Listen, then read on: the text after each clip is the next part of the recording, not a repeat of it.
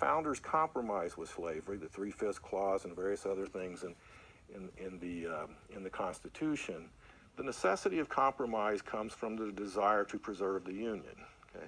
And so the compromises are there, but to call them compromises is to say they violate the principle.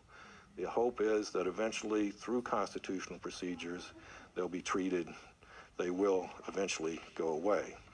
Now, we've said slavery, one section of the country says slavery is right and ought to be extended. One section of the country says slavery is wrong and ought not to be extended.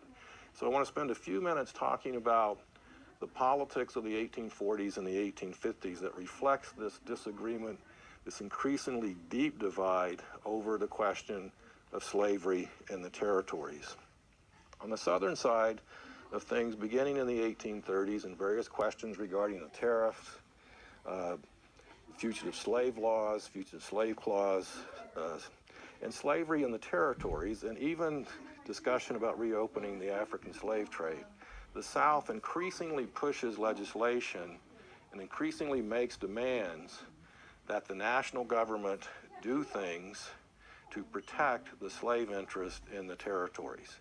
The Kansas-Nebraska Act in 1854 repeals the Missouri Compromise and opens up territory in the old Louisiana Purchase territory to slavery.